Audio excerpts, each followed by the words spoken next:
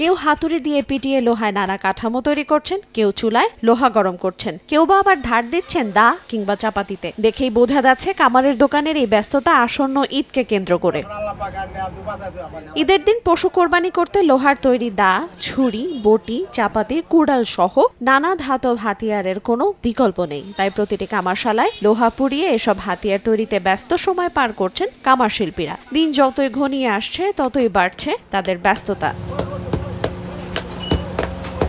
এখানকার কারিগররা জানান সারা বছর তাদের হাতে খুব একটা কাজ থাকে না, তবে কোরবানির ঈদকে কেন্দ্র করে ব্যস্ততা বেড়ে যায় অনেক গুণ। আর এই সময়টার জন্য অপেক্ষায় থাকেন তারা। কিন্তু বর্তমানে অনলাইনে চায়না থেকে আসা এসব হাতিয়ারগুলো কেনার দিকে ঝুঁকছেন মানুষ। এতে আগের মতো বিক্রি এবং লাভ নেই তাদের। লোহাসহ নির্মাণ সামগ্রীর দাম বেড়ে যাওয়ায় এখন আর তাদের পোষাচ্ছে না। সারা বছরে মনে করুন একটু মোটামুটি কাজ কাম করে চলতে পারে, আর কোরবানি ঈদটা আসলে একটু কাজ চাপটা বাড়ে। কাস্টমারে চাই আমরা একটু ভালো জিনিস দেওয়ার জন্য, এবং পুরানো আসে দাঁড়ায় দেই, নতুন কেউ নিতে আসে।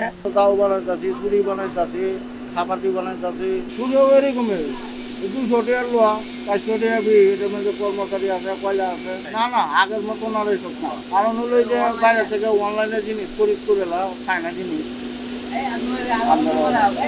এদিকে বিভিন্ন এলাকা থেকে পুরাতন হাতিয়ার শান দিতে এবং নতুন হাতিয়ার কিনতে কামারশালায় ভিড় করছেন ক্রেতারা।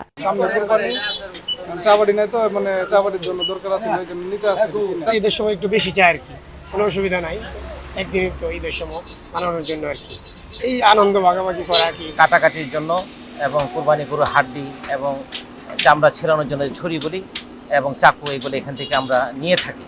তবে সমাজসেবা অধিদপ্তর বলছে ঐতিহ্যবাহী কামার শিল্পকে টিকিয়ে রাখা সহ প্রান্তিক এই পেশার মানুষদের জীবনমান উন্নয়নে নানা উদ্যোগ নেওয়া হয়েছে। কামারদের প্রশিক্ষণ ও অনুদান প্রদানের একটি প্রকল্প চলমান আছে বলেও জানান এই শীর্ষ কর্মকর্তা। সমাজসেবা অধিদপ্তরের মাধ্যমে বাংলাদেশের প্রান্তিক পেশাজীবী জনগোষ্ঠীর জীবনমান উন্নয়নের জন্য একটি প্রকল্প নিয়েছে।